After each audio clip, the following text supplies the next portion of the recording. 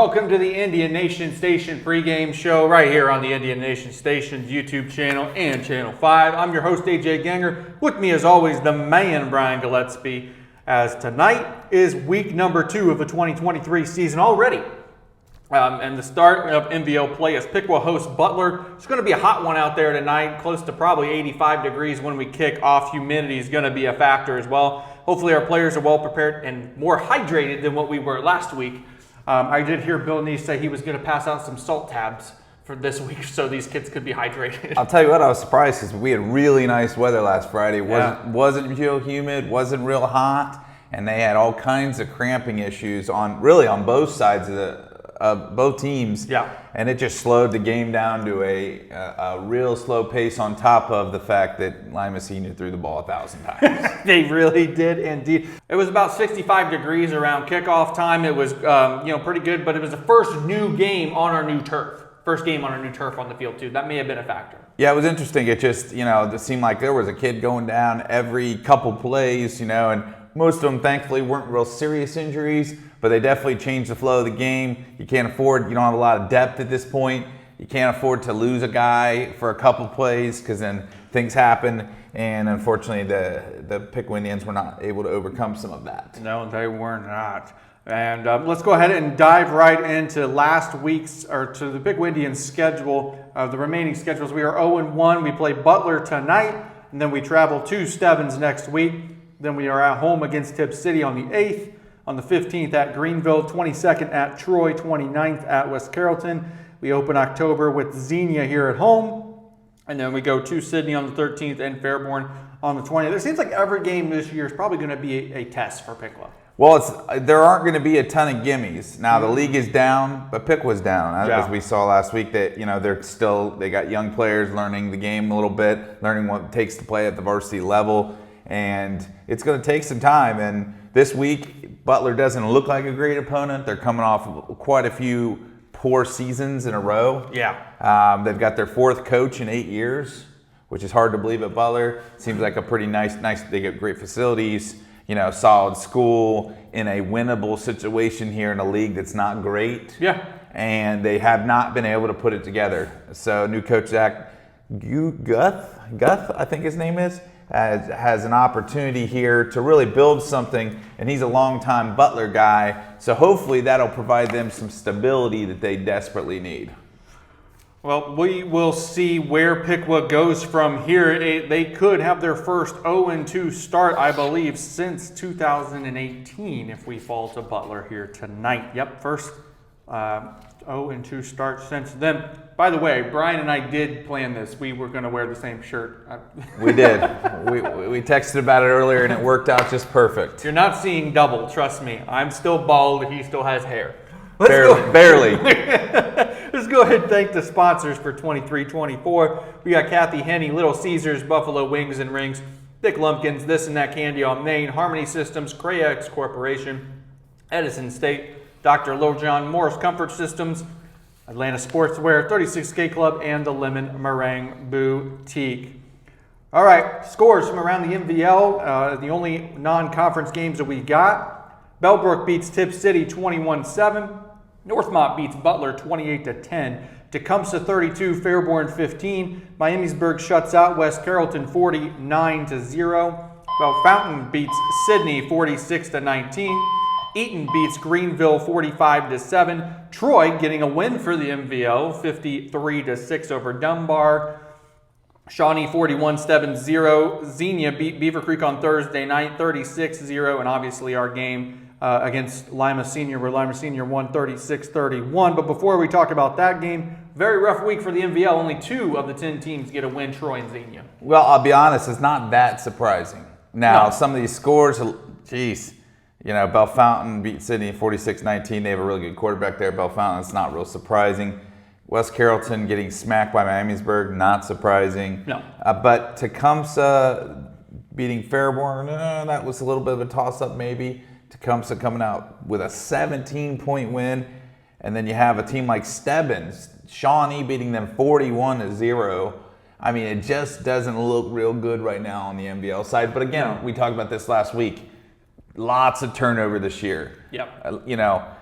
if you look at the Bellbrook Tip City, we could have anticipated a low-scoring game. We did anticipate that. Yep. And they're trying to figure out who's going to be their offensive guys. And obviously, at scoring 27 points against Bellbrook, they're still in the process there. It could be a long season throughout. Now, again, here's the thing with the NBL. Now all you do is play each other the rest of the year. Yep. You get one non-conference game, which I'm not sure how much I love that idea, but you get one non-conference game. Now you play each other. How valuable is that when you're not going to be getting a ton of computer points, but I guess you're going to be just because everybody's going to be beating everybody maybe?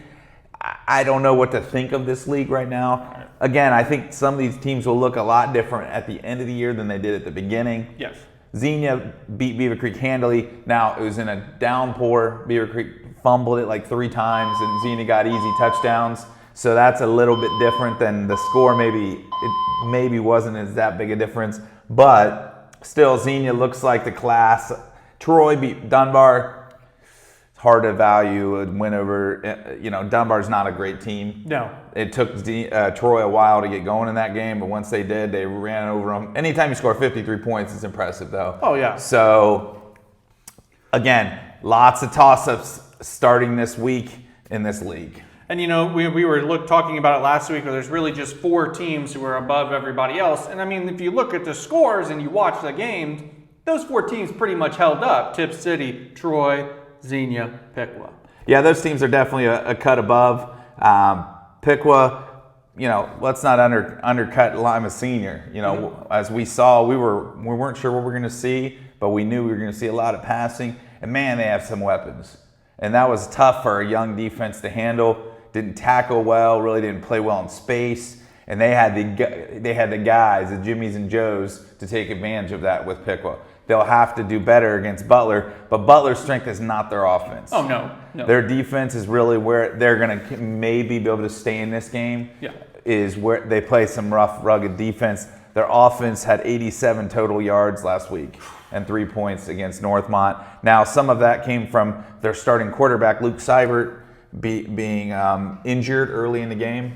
So they had to go to their junior quarterback, Mason Reckner, and it didn't go well. He had 2 interceptions and 2 completions to go with a fumble. Wow. So if Reckner, number 12, plays this week, I like Piqua's chances a lot better than if Seibert comes back, because Seibert was 3 for 3 for 18 yards before leaving. He's been their quarterback for a while. Yes. He's a senior leader, number 7.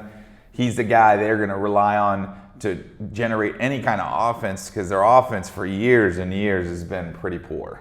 We want to apologize for some of the noises going on. They're testing the fire alarms here in the high school. So if we see flashes of lights or hear the fire alarms going off, we're just going to keep going. There's nothing we can really do about it. It's not just the paparazzi taking pictures of us. We are famous, but we're not that famous. Yeah, just locally famous. Let's jump into our game from last week. Lima Senior 36, Piqua 31. Caden Thomas went 11 of 26 for 135 yards, 1 touchdown, 2 picks. He had 10 rushes for 64 yards and a touchdown as well. Kai Warner with 27 rushes, 157 and a touchdown. Jericho Burns, 14 carries for 79, a touchdown. He also had 2 catches for 16. Carson Hawk with the big touchdown catch there in the first quarter, I believe. 2 catches for 44, a touchdown. And then Owen Schaller led the way on defense with 6 total tackles. Brian, if you look at the total yards and all the other stats, it was an even game throughout the entire thing. One thing to notice, 57 passing attempts for Lima Senior. Piqua threw the ball 26 times, but they also ran it 52 of those times. Lima Senior had 446 total yards. The Piqua was 436. And Piqua was pretty efficient on 3rd downs, going 7 of 15, and on 4th downs, 4 of 5. Your thoughts? Well, I'll tell you what, almost 900 yards together in that game. Yeah. And it actually felt like 900 hours, that game. Yeah. But between them, lots, dichotomy of 2 totally different styles, one running successfully, one passing successfully. And it came down to the little things, turnovers, key turnovers. 4 turnovers, 1 right at the goal line, going in for a touchdown, a half yard, maybe even in the end zone. No replay, we couldn't see it. Well, I just saw a picture of Kai going into the end zone. Somebody took pictures. in the series of pictures, the ball is loose and it's a fumble. Okay. Going in the end zone, So good call by the referee. We get on them a lot, so we'll give them some credit there on making the correct call. That was a really painful one. Yeah. And then you had the fumble, and Jericho Burns did a great job when he got opportunities. The one time he let it loose, it paid dearly for that one. Yeah. 62-yard fumble return for Lima Senior. You got to give Lima Senior a lot of credit. They took advantage of opportunities. When Pickwood missed a tackle, okay, now we're 50 yards for a touchdown. Yeah. If Pickwood fumbled, guy runs back for a touchdown. So you got to give that new coach credit, and you got to give that team credit. I think they're going to win some games this year, and they're going to be real happy with that Pickwood win because Pickwood's going to rack up some wins too. So there's points. You got to look for Lima Senior down the road here in the playoffs. Yeah, I think so too. You know, the other thing that a lot of people forget about in that game is that game opened with basically a pooch kick on kickoff that Lima Senior recovered. Yeah, that right there set the tone for really the most of the game. I mean, then Lima Senior just had the lead. Pickwood got it for a second. Lima Senior comes right back. Again, credit to them. They didn't wilt on the road in a big game, because that is a really big game if you think about playoff points down the road. Yeah. That was a huge one for both of these teams, and Lima Senior just came up with the plays when they had to have them. Final thoughts on the 3-hour and 30-minute game that you can see on our YouTube channel and Channel 5. Well, I at least aged 10 years during that game. But by the end, I was disappointed, but I also look at it as there were some positives. Yes. Caden Thomas, junior quarterback, first start. Passing numbers don't look incredibly impressive, but I feel like he did a pretty solid job for a guy that no varsity experience, essentially. He had a couple handoffs last year, a couple runs. He managed to run the ball 10 times for 64 yards and a touchdown. He hit on 11 passes to 26. You're so used to Uhl over the last couple years just being so consistent. Mm-hmm. The percentage is what he threw for almost 70%. Oh, it was close to 70% efficiency. So you don't see that in high school very often. No. So we're kind of in a more of a realistic situation right now with the quarterback position. Leadership on both offense and defense have to be there headed into the league play, because you can't have guys, turning the ball over. You can't just rely on Coach Neese on the sideline. This guy's just going to coach us to victories. You have to take some ownership. You have to have those guys on the field. Who's going to be the leaders? There's guys that are captains, but are those the guys that are going to be leaders that take this team to the next level? Because there's potential there. Yes. There's definitely potential there on offense. Defense is a work in progress, but offense, there's a lot of potential there. Kai Warner's a guy, had 27 carries for 157 yards. That's a great high school day. If I'm rushing the ball 27 times for 157 yards and a touchdown, and he probably walked off that field upset at himself. Oh, he did. Because there were moments where he didn't play his best. He had a fumble in the end zone.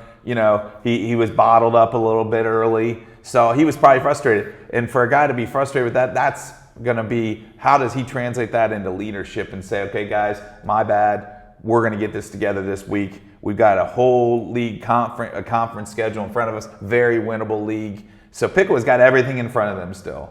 One loss to better than we thought maybe Lima Senior team. Yeah, a lot of speed on that team. Yeah, it isn't the end of the world. No. So you got a chance this week to really set the tone for your conference schedule against Butler, and then you go from there. And like you said, we could be playing Lima Senior again. They're at the end of the year in the playoffs as well, since they're in Division II, Region 8. As we move on to the Week 2 matchups here in the Miami Valley League, we got Troy going to Greenville. Tip City goes to Fairborn. Xenia's at West Carrollton. Sydney will host Stebbins. And Piqua will host Butler. So some good matchups, but then again, not so good. Well, unfortunately, you just have a lot of unbalanced. We talked about the 4 best, and the 4 best aren't playing each other this week. Nope. So you've got Troy, Greenville. Troy will be by far head and shoulders better than Greenville. Tip City 0-1 still better than Fairborn. Oh, yes. Now, that might be the closest of all of them this week, in my opinion. Sydney Stebbins at both 0-1, that might be relatively close. Xenia at West Carrollton is going to be... That's going to be a murder. That clock's going to be running real early, real quick by the end of the first quarter. Pickwa Butler, has potential to be close because Butler has enough defense. They play hard-nosed defensively that they should be able to stick in this game. Do they have enough offense? I doubt it, but I think it has the potential to be a decent game. Well, again, we want to thank everybody who watched our game last week, as well as our pregame show, the coaches show. All contests here on the Indian Nation Station are tape delayed and available for replay on the Indian Nation Station's YouTube channel following the conclusions of the game and throughout the week on Channel 5. Show your pick with pride. Hit that subscribe button. Last week I said let's get to 2,500. We're well above 2,500. I think it's 2,535, 36. Let's go ahead and shoot for 2,600 subscribers by our next home game in 2 weeks. I think that's a very doable number. All right, Brian, let's move into tonight's contest between Piqua and Butler. The last time Piqua lost to Vandalia was in 2018 when we were still in the GWAC as Butler won 27-25 here at Alexander Stadium. Since joining the MVL, though, Piqua in 2019, Piqua was 4-0 against the Aviators, and only 2 of those games have been close. That was 2019 14-7 and last year's 24-0 game at Butler. Will Piqua keep the streak going against Vandalia, or will Butler hand Piqua its first 0-2 start since 2019? Brian, what do you know? Well, I'll tell you what, this has been a very streaky series. So Piqua has, as you mentioned, won the last 4 meetings by a total of 130-39. Wow. Since these 2 teams joined the MVL and the new recreation of the MVL. However, they've split their last 10 games. And if you remember back to when Butler won in 2018, it was Mick Karn brought them all the way back. Yep. And they just fell short at 27-25. And that was a heck of a game there at Butler. I believe that was that year. Yes. So they've split 10 meetings, even though it's been a domination. What I know about Butler is since they've joined the MVL, they've finished in the bottom 3 of total offense all 4 years. The Aviators were last in the MVL in yards per game and rushing yards per game last year, and 9th out of 10, and with only 15.4 points per game. Jeez. So it's been a rough go of it. They've had many coaches. They've had 4 coaches in 8 years. Wow. Continuing this year. They have, since they had a coach named Greg Bush who resigned in 2015, 4 coaches, 8 years. Sounds familiar from last week. Yes. You know, but they don't have the skill level that the Lima Senior. They don't have the athleticism. Oh. Again, as I mentioned, if Mason Reckner is their quarterback number 12, it's not quite the level of Luke Seibert, who will be who's a senior, who's their star quarterback. They have to have him to have a chance this week. They also don't throw the ball as much as you think. Even though Seibert was 3 for 3 before he got hurt, they don't really throw the ball a lot. They run the ball. So that's good news for us as long as it's not a 3.5-hour game. Yeah, they only had, I mean, they played pretty well defensively for a half against Northmont last week. In fact, they had a defensive touchdown by junior DB number 5, Alan Mabson. Mm-hmm. He's one of those guys you got to keep an eye on to make a play, maybe with an inconsistent quarterback from Piqua. You keep an eye on him. He returned one for a touchdown to keep them in the game at least. It was 14-10 at the half, but they ended up failing down the stretch. They could not get the ball. 87 total yards and 3 points on offense is a rough go of it. They did rush the ball 36 times for 1.6 yards per carry last week. Now, Northmont is no gimme. Northmont is incredible. They're going to be very good this year. So those numbers may not reflect what happens this week. But again, if you've watched Butler play at all these last 4, 6, 7 years, you've watched a team that just can't do much offensively. Haven't.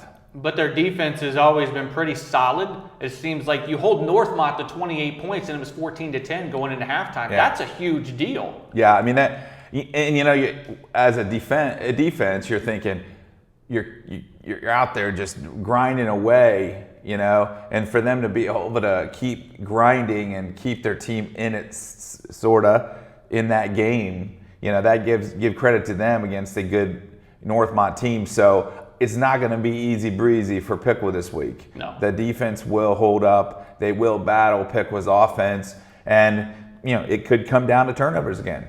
You'll have to maintain that ball. You can't fumble. You can't throw interceptions in key spots.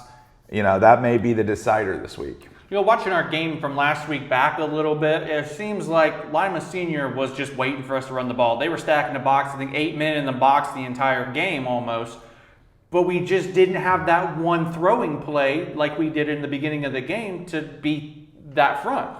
It'll be interesting to see Travis Neese's adjustments this week, because I think they're going to see a lot of 8, 9 even guys in the box sometimes to just kind of clutter up that middle. Does he go out on the edges a little bit more? Does he try to throw it a little bit more early rather than wait till later?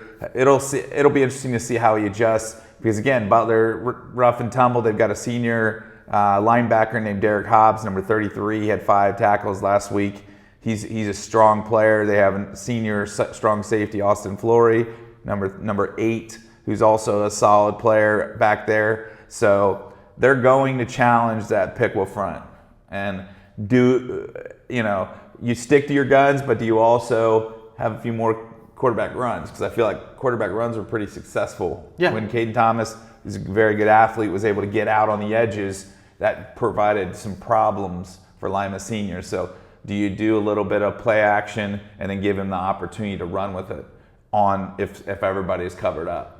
And that'll be interesting to see. On Jericho's touchdown, too, they stacked the box. There was 8, 9 guys in the box, and they just ran off tackle, and that's how Jericho ended up scoring. No one could catch him on the outside. Everyone's in the middle just blocking his way. Yeah, it'll be interesting to see, because Butler sat and watched that video. Oh, yeah, for sure. And broke it down a million different ways. And they saw how basically Lima was blitzing a linebacker or 2. It looked like Don Brown's defense out there from Michigan days. Basically every play they were blitzing 1, 2 linebackers from the edge or through the middle, and they were trying to clog up all those running lanes. So we'll see if Butler mimics that this week. Any final thoughts, Brian, before we get out of here on tonight's game? Well, I think it's going to be a lot shorter than last week's game. Both teams are running teams, so the clock will run down quicker. But other than that, I think, it's going to be interesting every single week. Yes. We don't know what we're going to see every single week, which is a bit of a shock to the system from the past 3 years. Since 2019, we've had nothing but good luck on this football team. You've seen 3 years of dominating football. And you don't get that all the time. Sometimes you go through a cycle where you have to you have to adjust, you have to change, and some of that's exciting. One guy to watch is senior kicker Josh Heath. What a job! Yes. What a job that guy did. No one ever heard of him until last Friday, and he comes out of nowhere and scores 7 points. 4 for 4 extra points and a 1 for 1 on field goals, and a hellacious hit on a kick. Yeah, he did. He had to make that play, or that kid was gone. He was going to get a touchdown, and as Bill Neese said on his coach show, he had to do it. Yeah, and that's fun stuff. Those kids look at him and go, "Wow, that's impressive." To walk into maybe outside your comfort zone. He's a soccer player, he's a goalie. That's where his comfort zone is. Walks out fearless. He could be the difference. Yeah, he could make the difference to win this game. We'll have to see. And he does not shy away from contact at all, even in soccer when he is the goalie. Yeah, I mean, he's a big young man. He's ready to take some hits.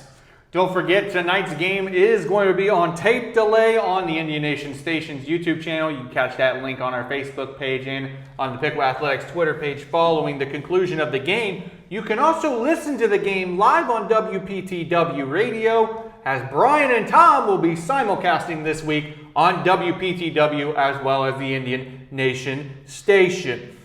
This concludes this week's pregame show. The next time we will have a Piqua football game on the Indian Nation Stations in 2 weeks, as the Indians will host Tip City on the 8th of September. Piqua's at Stebbins next week. Again, that game can be heard on WPTW Radio.